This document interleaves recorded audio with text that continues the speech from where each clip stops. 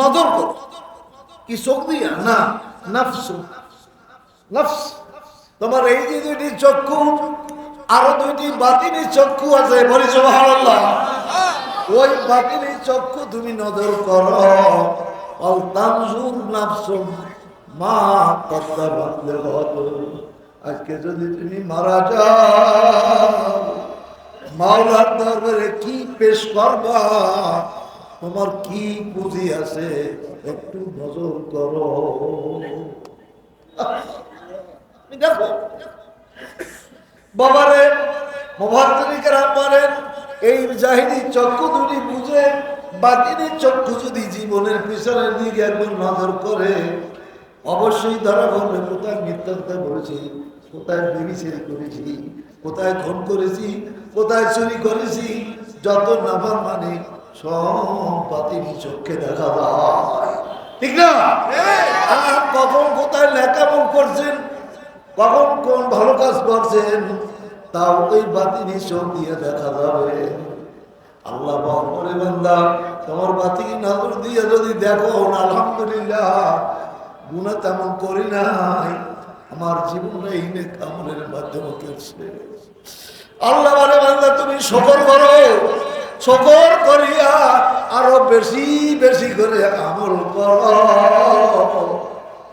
সামনে রিয়াজাত করতে থাকো।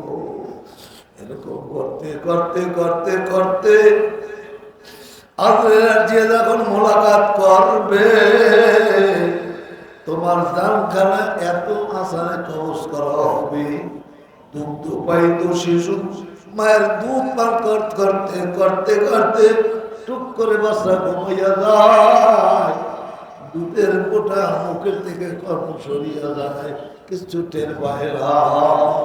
ঠিক আল্লাহওয়ালা দিনদার পারদার মুত্তাকিনের জান কবরটা এত আসানে হবে, শরীর থেকে রুহটা কখন বের হয়ে গেল কোন টের পাবে না।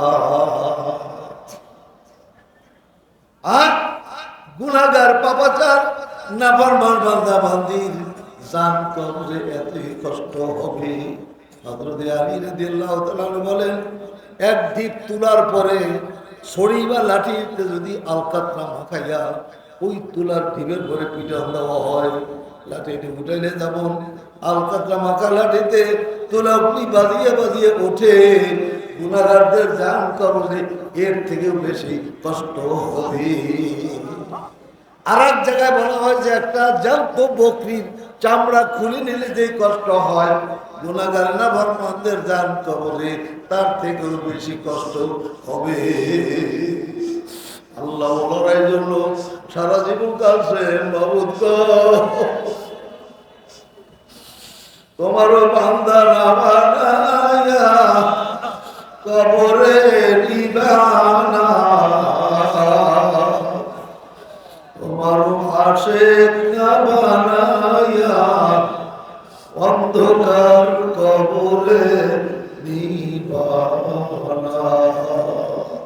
আল্লাহ ভাইরা, এই যে মৃত্যু কতদিন পরে আসবে, কখন আসবে কারো ভিতরে অনিশ্চিত অবস্থায়।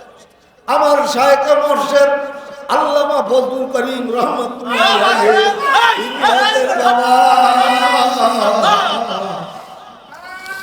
বেঁচে থাকা বড় আশ্চর্য, মরে যাওয়া কোনো ঘটনাই না, মৃত্যুবরণ করা কোনো ঘটনাই না, বেঁচে থাকা আশ্চর্য। এই জন্য সব সময়ের জন্য মৃত্যুর জন্য তৈরি হইয়া যাও, মৃত্যুর সমালাপত্র মুসলমান হইয়া কেহ অন্ধকার কবরে পিঠ লাগাইও না।